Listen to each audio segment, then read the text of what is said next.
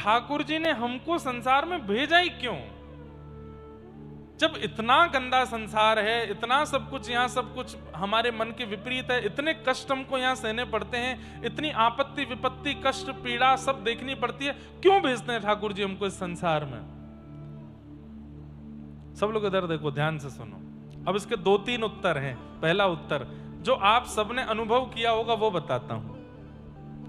पहली बार जब स्कूल जाते हैं, पहली बार, तो उस दिन हमको अपनी मैया पर यह लगता है कि हे मां, तुझे दया नहीं आती अपने फूल से बालक को स्कूल भेजते हुए?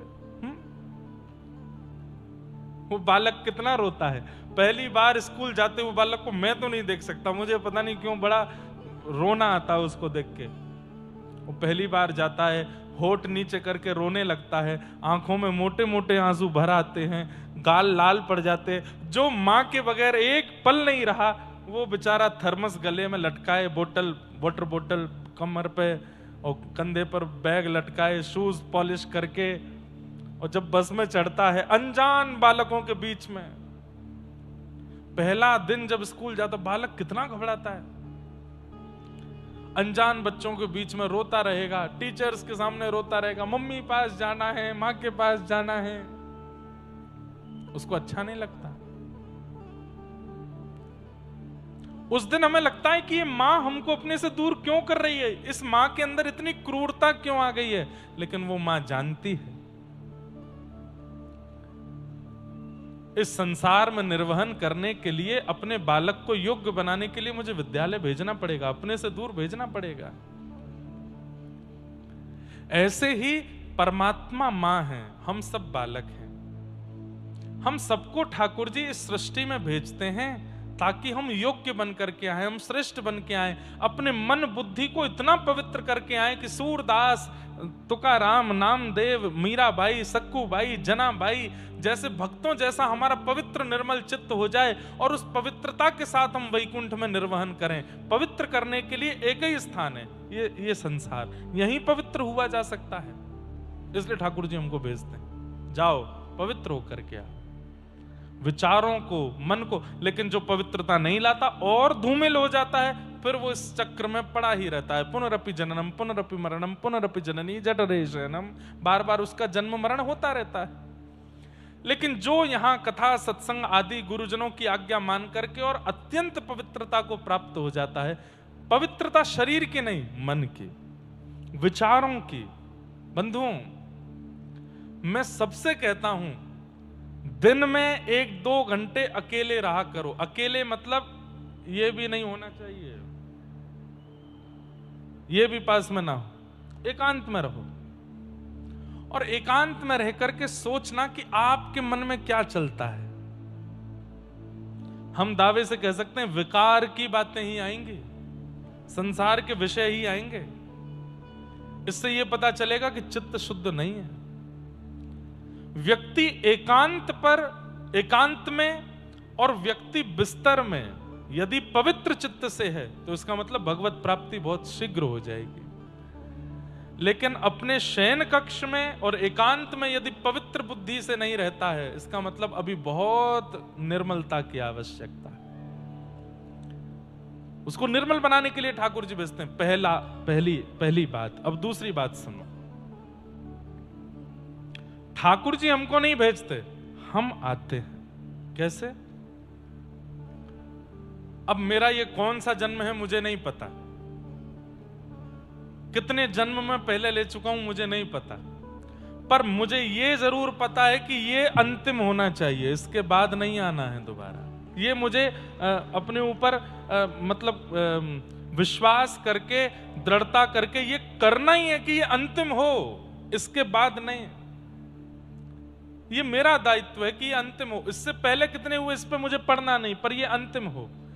सबसे पहला जन्म मेरा या आपका, यहां बैठे हर व्यक्ति का हमारी इच्छा से हुआ था, ठाकुर जी की इच्छा से नहीं। कैसे? भागवत जी में कथा आती है। हम सब कौन थे? वैकुंठ में ठाकुर जी के मित्र थे। एक दिन ठाकुर जी खिड़की से झांक के नीचे देख रहे थे, तभी, अब इसको ऐसे समझना, मैं गया और मैं जब ठाकुर जी के बगल में खड़ा हुआ तो ठाकुर जी मेरे गले में गलवैयां डाल के खड़े हो गए।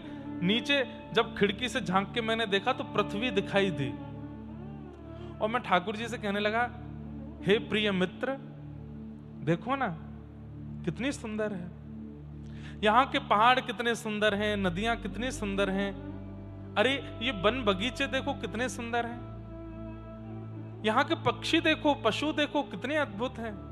फिर थोड़ा और अंदर अंदर जाते जाते देखते देखते मैं, अरे देखो ये परिवार कितना अच्छा है, यहाँ एक माँ है जो लालन करती है, एक पिता है जो पोषण करते हैं, बहन है, बड़ी बहन ख्याल रखती है, भाई है, अरे देखो विवाह हो गया, पत्नी आ गई, अरे देखो कितना आनंद, कितना खुश है। अब इसके बाद इसके बालक हो गए, संतान हो गई, अब उन संतानों की परवरिश कर रहा है। नाथ, ये बहुत अच्छा लग रहा है, मैं भी जाऊं? ठाकुर जी कहते नहीं, ये दूर से देखने में ही बढ़िया लग रहा है, इसके पास नहीं जाना है, ये बिल्कुल अच्छा नहीं है, बस थोड़ा सा घूम के आता हूं ना मैं। नहीं नहीं नहीं, इधर नहीं जाना, चल चल वापस चल, मैं और तू साथ ही रहेंगे। नहीं ठाकुर जी, मैं एक बार तो घूम के आऊंगा यहां पर।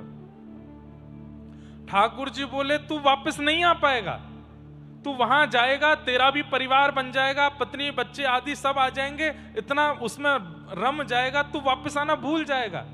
नहीं भूलूंगा, मैं प्रॉमिस करके जा रहा हूं, मैं आऊंगा वापस, तू मुझे भी भूल जाएगा। बोले, आपको भूल सकता हूं मैं?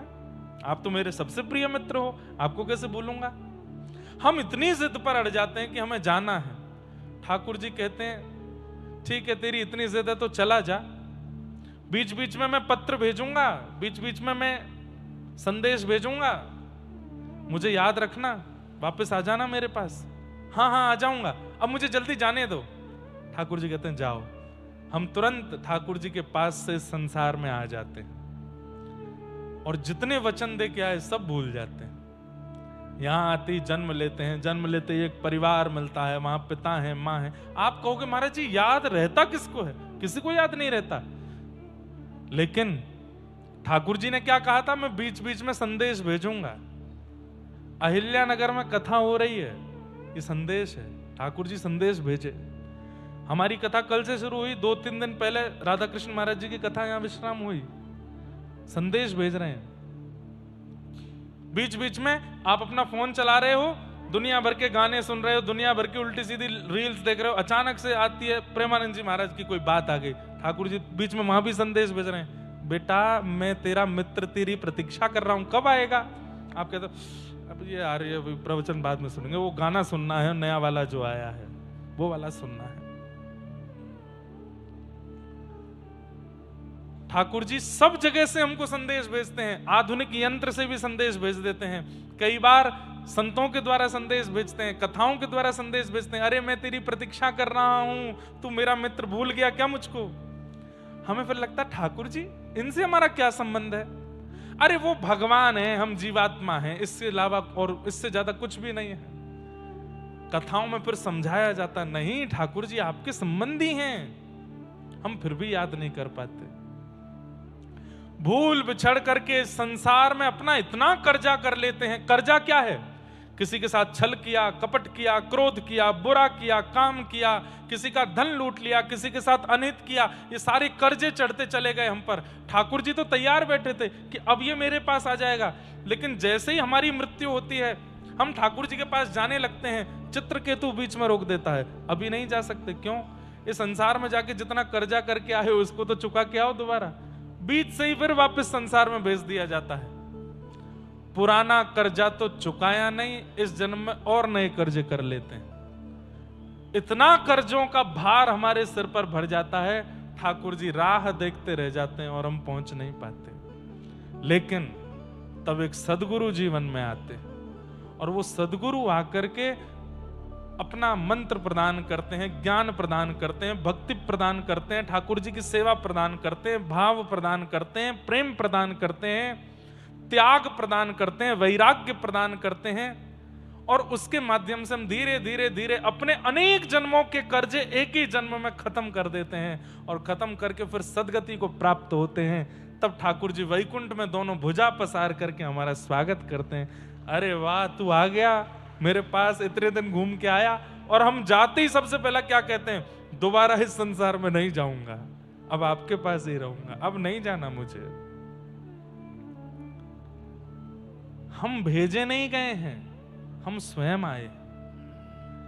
पहली बार हम स्वयं आते हैं, फिर उसके बाद कर्म बंधन से हमको बार बार आना पड़ता है, 84 लाख योनियों में भटकना पड़ता है। इसलिए आद्य गुरु शंकराचार्य कह के गए, भज गोविंद।